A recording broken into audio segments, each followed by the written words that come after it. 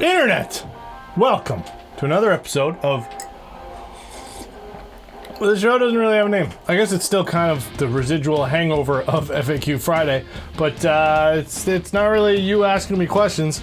It's me telling you about specific guitars and brands, but in the same kind of format. So anyway, if you have any suggestions for what we should call this show, leave them in the comments. So it's insanely hot and uncomfortable, and then I decided to put a bunch of lights in front of me. So I'm probably going to be sweating a bunch through this entire video. If you hear a dog screaming in the background, it's because my dog's screaming in the background.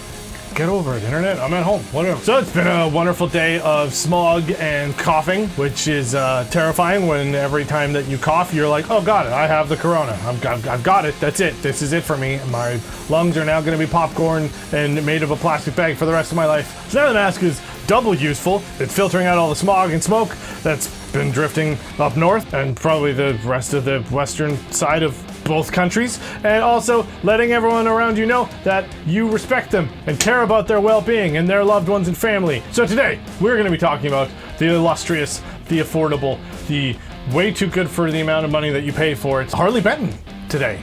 And it's going to be a long one. This might actually be two parts because they kind of make a guitar that looks like every other guitar in existence. So Harley Benton is the in-house brand for Thomann, which is a huge music retailer and distributor in Germany. If you have ever wanted a really, really cheap guitar that is going to be an amazing upgrade platform, Harley Benton pretty much makes any style or any type of guitar that exists. If somebody's carved something out of wood and put strings on it, Harley Benton has probably made inspired by, in the spirit of their own take or style or whatever you want to call it. They make one that looks like it. I'm not going to go through all the different model names that they have because I don't work for Harley Benton, so I don't have to tiptoe around copyright infringement or whatever, trademark infringement. I'll put up pictures just to avoid any confusion, so if it looks like a Strat, I'm going to call it Strat. So, let's start with the Strat. Let's start with a grilled cheese.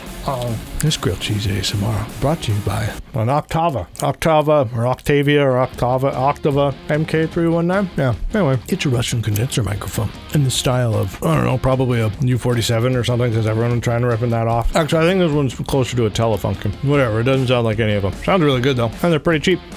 Just like Harley Benton. They sound pretty good and they're really cheap. So all of the parts that are going to be on there are going to be pretty cheap because obviously that's how they keep all the costs down. So then that's probably going to be the first thing you're going to want to upgrade. And on their Strat style or their Tele style guitars, so you're going to want to go for the PQL 5000 and any Fender style or Squier style. So their Strat, the Tele, I think they make a Jazzmaster too. Those are going to be the PQL 5000 and the PQL 7004 string trees. So the Tusk XL is going to be permanently lubricated because it's impregnated with PTFE. Notice how I didn't say the brand name of that because I do work for GraphTech and I do have to watch what I say when it comes to brand numbers and all that.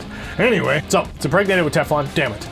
PTFE, so it's permanently lubricated to help with the tuning stability, so strings aren't going to get stuck in the slots or anything like that. So that annoying ting sound whenever you're tuning up the guitar will just stop happening because the strings are just going to glide right over the slots, and it will help the strings stay in tune much better. Also, it's very resonant material and will help give you a little more sustain. I know the nut is a very small piece of material, but even just the vibration transfer from the nuts to the neck of the guitar will be something that you'll probably be able to notice too. So yeah, those will be a drop-in replacement and they retail for about 12, 10, 15 bucks or something like that. Now for the saddles on the Strat or Tele style or the Fender style guitars, they will be same thing if you watched the Strat and Tele videos. So any of them that have the block saddles, the block style saddles on there, they will be the PS8000-00 or PG8000-0C for chrome, or we have other colors as well. Those will be a drop-in replacement on those bridges. For the Telecasters, there's a couple that use those saddles, as well as the Tele barrel saddles, so those will be the PS8163-00. There are a couple Telecasters that use a two-pneumatic bridge,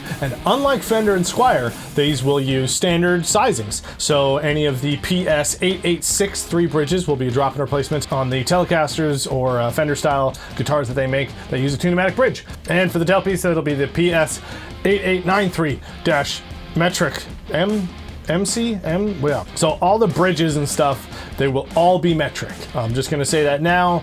None of these guitars are made in the States, and it's Europe.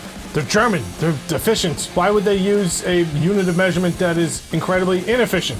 Anyway, enough ragging on the imperial system. Stop using it. don't send me fractions. They're dumb. So all of the tailpieces and bridges and wraparounds and all that I'll be talking about will be metric threads. And that pretty much sums up the Fender style guitars that they make.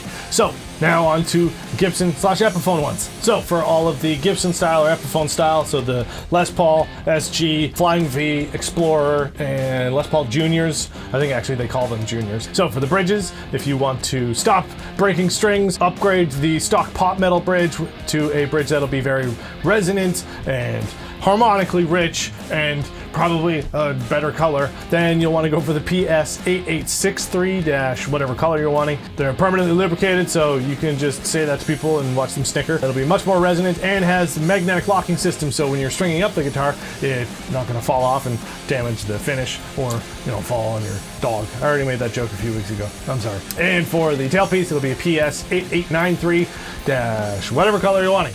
I'm going to stop saying whatever color you're wanting. Just 8893. That's the part number. There's color. Pick the one that you want the color of. So for the nuts for the Gibson or Epiphone style ones that we've been talking about, the nut that you're going to need for replacement is the PQL or PT6060. Might be a little bit taller than you need, but they have a couple different variations. So just get that 6060 and you'll be able to match it up to the old nut and just mark it with a pencil or something and sand down to that line, and then you're good to go. Then you'll have a very resonant nut and it'll stay in tune better, and we'll just stop being plastic because nobody likes plastic on their guitars. It's gross. On the SG Juniors or the Les Paul Juniors, a couple of them do have a wraparound bridge. So again, just make sure it's metric, and that'll be the PS8593 or 8595, and that is either the one-piece wraparound bridge, so it's all got the pre-intonated points and a bit cheaper, around like $50-$60 or something like that, or the larger one with all the intonatable saddles, and you can also get them in our string saver saddles. So that one is the 8595 and is around $150, $160, I think, something like that. And yeah, just make sure it's a metric post version and you'll be good to go.